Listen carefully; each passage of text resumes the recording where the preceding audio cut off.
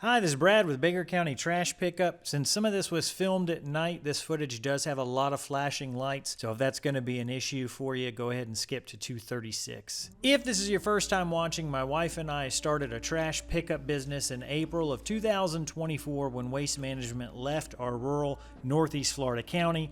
It was them and one other company that provided trash pickup. Another company started and so did we, so now there are 3 trash companies where before they were 2. This video series is charting from start to current. I was going to say finish, but hopefully the business doesn't finish. All the stages of the business. The goal of these videos is to entertain and educate. I try and give as much information as I can to help you folks if you're interested in starting your own trash pickup business.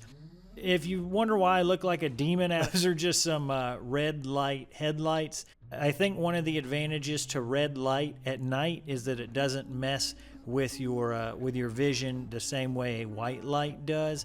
You may also ask, why aren't the work lights on the truck on? The issue with those bright white lights is that if I'm on the back of the truck, I can't help but have them shining in my face. And the second I look away from them, I'm blinded. I can't see anything else around, which is really bad because if I'm stepping off of the truck, I need to be able to see cars if they're coming. Obviously, if a car is coming right at me, I can see its headlights, but you know, if there could be a certain time it's passing where the side of the vehicle is all I can see. And so anyways, these red lights are better, and that's kind of why I went ahead and just told Kendall, stop using the work lights, especially if it's an area where I can ride on the truck for a while.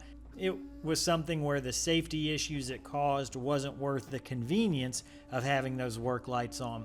We're getting to the time of year too where we're about to, fall back an hour. I think that's going to solve a lot of the problems. Right now we're only working in the dark for, 30, 40 minutes or so, if even that.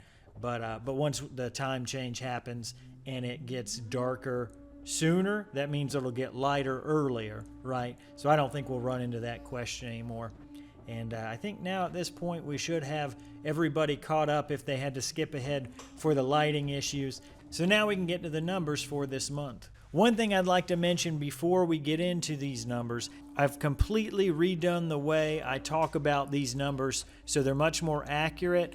Before I was kind of getting a monthly figure and dividing it by 4 for a weekly amount for things, which isn't really accurate, right? There's a few months a year that actually have 5 weeks. There's 52 weeks in 12 months. So that means some of those months will have more than 4 weeks. So all the math has been redone for a true weekly amount. I haven't divided by 4. I've actually taken a monthly amount, multiplied it by 12, and then divided it by 52.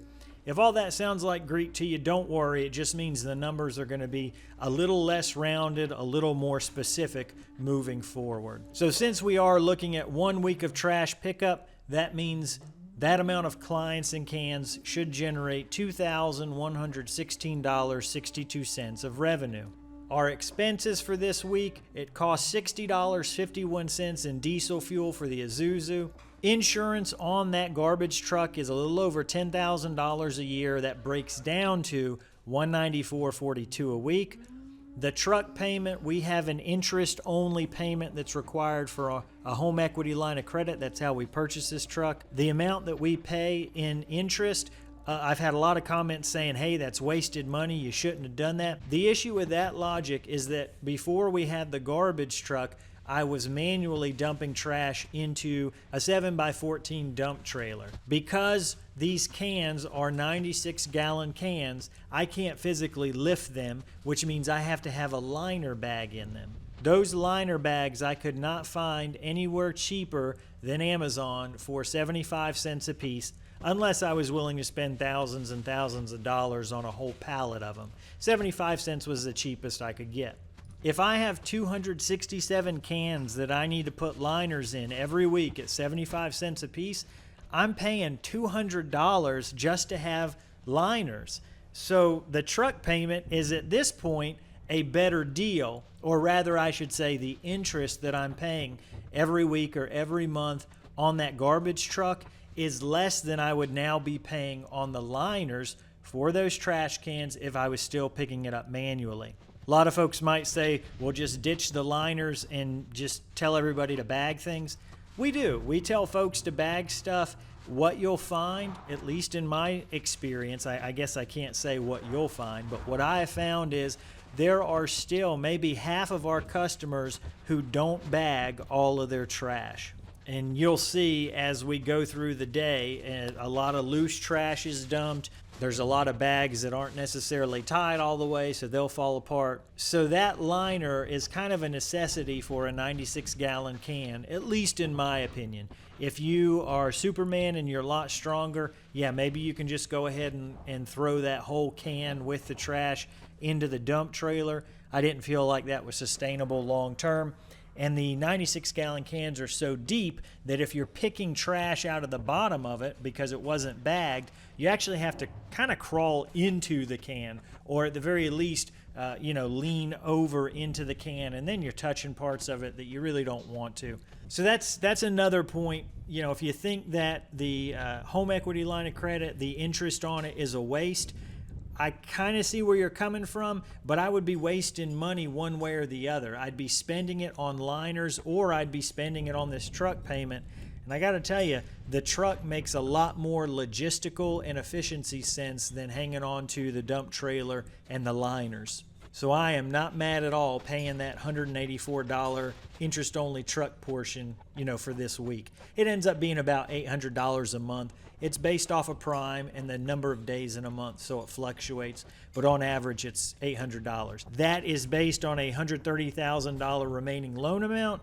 As we continue on with this business, one of the goals is to pay down that truck. As it gets paid down, that monthly amount will lower as well. All that means that off of $2,116 of income, back the expenses out, we have $1,600 remaining. Now, normally, what I've done in these videos is I've taken that amount, divided it by the amount of time Kendall and I worked that week, and say we made $50-something a piece per hour this week. We've made $65 per hour this week.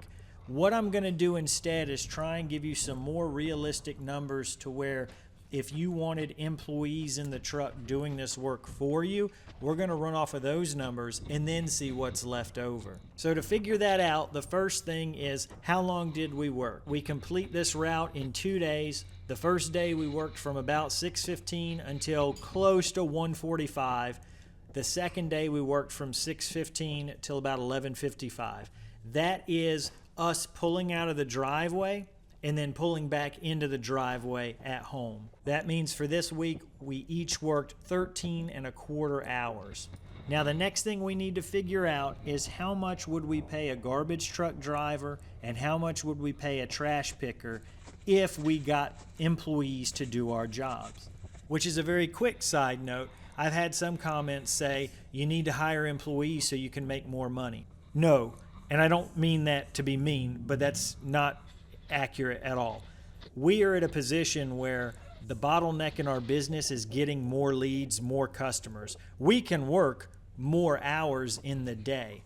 If we were to get employees, they wouldn't generate any more revenue than we are already generating. They would only contribute an expense to the business. This is the expense we're going to calculate right now. Now, these numbers I got off of Google, so I can't say how accurate they are. But when you Google what's an average rate, hourly rate for a garbage truck driver in Florida, for a trash picker in Florida, they'll give you a range. I went on the higher end of the range.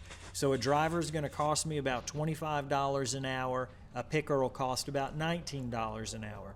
I will leave it to the folks in the comments who are viewing and know more about this industry than I do to say whether or not those rates are accurate, whether they're way too high, whether they're way too low. I honestly don't know. I'm just going off of the Google average. When you look up what does it actually cost to have an employee, you may only think of the hourly rate. If I hire someone at $25 an hour, that's what it costs. In actuality, it's much higher than that because you have Social Security, Medicare, you've got fees, you might have benefits that you're paying out.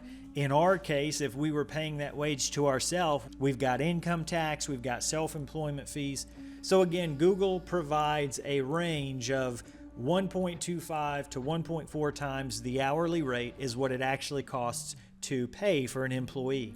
An easy math version of that is if it costs $10 an hour, if you're paying someone $10 an hour, it actually costs either $12.50 or $14 an hour, anywhere between there, to cover all the costs of that $10 an hour employee.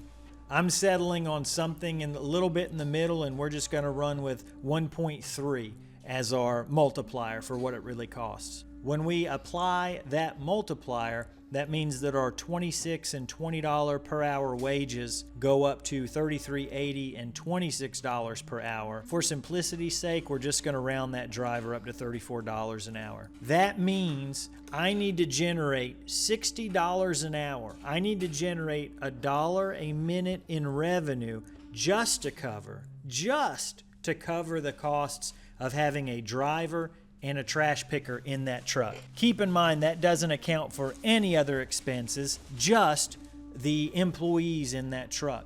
Knowing this, finding this number out in your own business, whether it is mowing lawns or painting or trash pickup, it's very important, because let's say you have your service area and you have your truck that drives around. If you know you have to generate at least $1 a minute just to cover the bills for the employees, what that allows you to figure out, there's more numbers you'll need, but this is the very start of the formula. What that allows you to figure out is that there are customers that you can make money on, and then there are customers that you will lose money if you add them to your route. This is especially true in a business like mine, where what it costs is really the same for everybody. It's $36 a month for trash pickup. We don't charge more for some people if they're further out. Knowing that I'm going to get about $8.30 a week per person per pickup, that lets me now have some numbers where I can create an equation and say, if a person takes longer than 3 minutes to service, a minute to get to them, let's just average a minute to service them and then a minute to get back on the route. If they take longer than those 3 minutes, we are going to lose money by taking them on. Let me be very clear. I don't mean that we won't make as much money on them or we will just break even on them. We lose money. It's a negative amount. Like, we have to spend money to have that person as a customer. Now, I think there's a whole nother discussion about when you might actually want to do that. If you think there's a neighborhood that you can start to get into, maybe you're willing to take that loss. The reasoning that I'm using is also from the point of view of our business, which is a rural one where whole neighborhoods are not getting contracts, whole cities and towns are not getting contracts. It's really everybody can either take it to the dump themselves or they can sign up with one of the 3 local companies. And that's a little bit unique in trash pickup. Your specific area will vary. So that was a little bit of a side discussion on, profitability as far as the business goes. But getting back to the cost for running the truck, at least as far as employee wages, again, we need $60 an hour to cover those employee costs.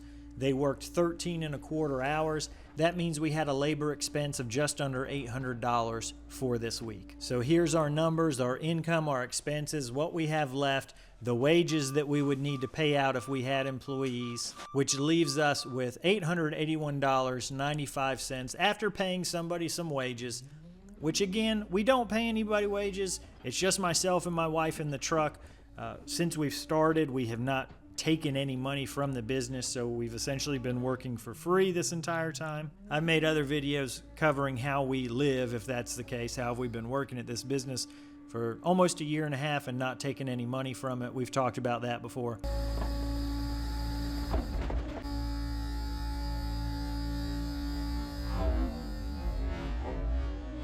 I have no clue how this happened. That looks like some construction guys ran into it right there.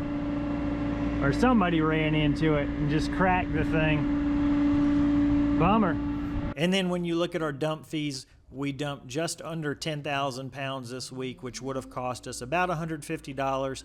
Thankfully, we are in another unique scenario where the local county government picks up the tab for dump fees because they are a member of the local landfill. That's another very unique situation that I haven't seen many people run into. So that's how the month of September shaped up. As we head into October, I'm cautiously optimistic about the way the business looks. If you ever have questions, the best way to get a hold of me is sending me an email. I have some folks call, but most of the time I'm so busy that an unannounced phone call, I just don't have time to stop what I'm doing then to help you out. The other thing is a lot of the questions I get, I've gone over in videos. So I'm always happy to answer any questions you have. I don't charge for my time. I don't have some kind of thing where you've got to pay $100 to block off an hour of my time for a conference call. I'm happy to help you for free. The only thing I ask is send me an email first. That's really the only way that I can do that. And because of the fact that a lot of the questions that I've already gone over somewhere on the channel. So just send me your questions and I can either send you a video that answers them or answer it in that email if there isn't one. Hopefully that seems fair. As always, thanks so much for watching. I really do appreciate it.